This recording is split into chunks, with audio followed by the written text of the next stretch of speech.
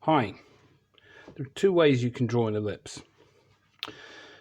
You can draw an ellipse where you place 2 points that are called the focuses, or the foci I suppose it would be, and you place a piece of string between them, put a pencil where the string goes tight and drag it round.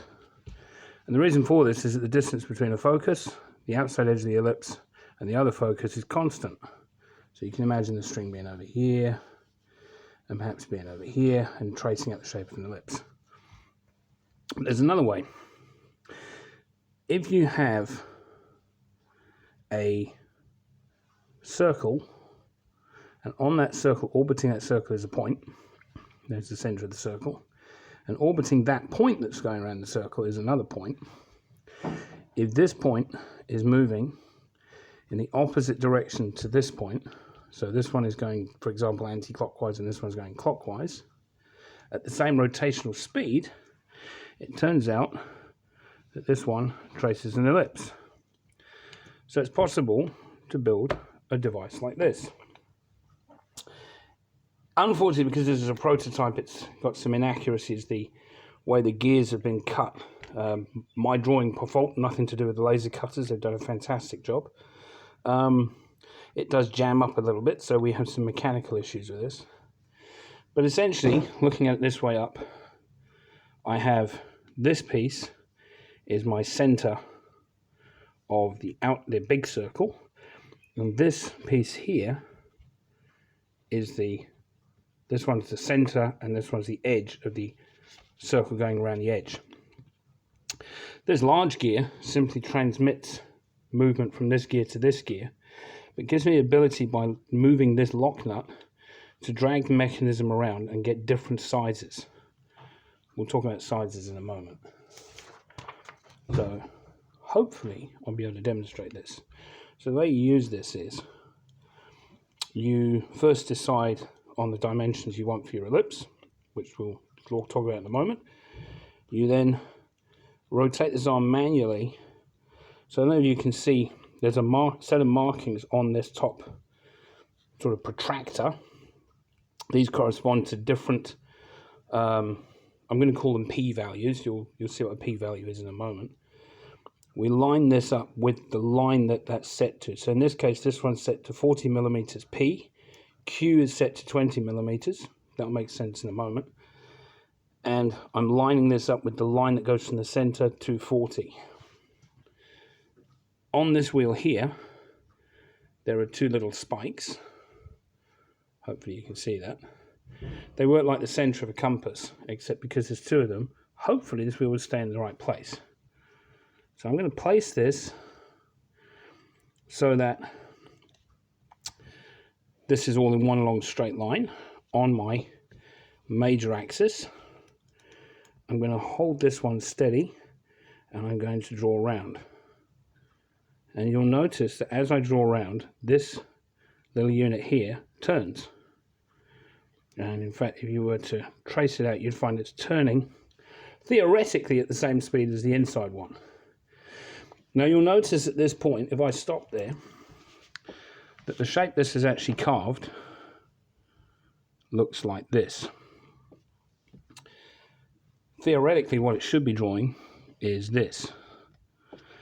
And this, as I said, is because of inaccuracies in the gearing. The teeth on here, I kind of took a shortcut. I drew them as rectangles or trapezoids rather than curved teeth.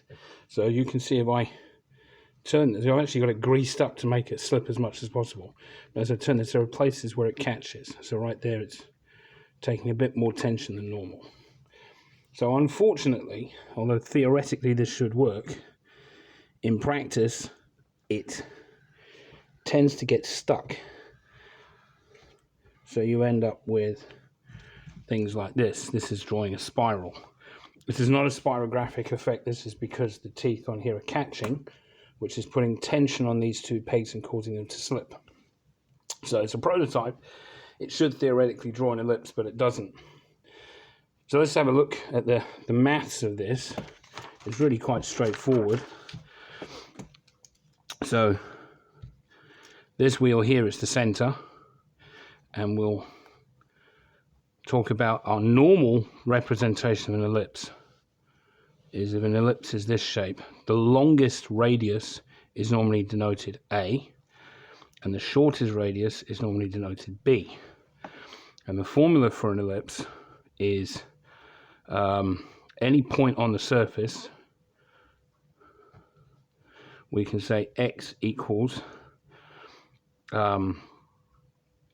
A sine theta, where theta is the angle here, and y is equal to b cos theta. And that defines the ellipse. If we plot all the possible values of x and y, this is what we get. But we can look at it another way. We can say that we have an inside circle and an outside circle. And the inside circle has a radius p, so there's where that p comes from. And the outside circle has a radius q. So A is equal to P plus Q, and B is equal to P minus Q. And you can substitute that into there, and you can demonstrate that as this circle orbits in one direction, and this circle orbits in one direction at the same speed, they actually carve out exactly the same points as that. The advantage is, if I can get the gearing right, that it's a robust device, and it's possible to design a specific ellipse by adjusting Q and P. I can draw a variety of ellipses with a variety of eccentricities. And so unfortunately, because the teeth are not quite perfect, there are places like there's another bit, it just catches a little bit, and that's enough force to pull these two pins out. So a bit unfortunate, but you get the idea that theoretically this would be drawing an ellipse. You can see there it's gone straight into a circle because the outside one's not turning in. But that's pretty close to it. I can just trace what that's. It's drawn the same. It's sort of gone radius. I'm drawing an ellipse. I'm drawing an ellipse, and then I got stuck again. So work in progress. The maths works. Incidentally, for the teeth, the reason for this is because I've drawn the teeth trapeziums, and they should in fact be curves called involutes. But I kind of thought I might get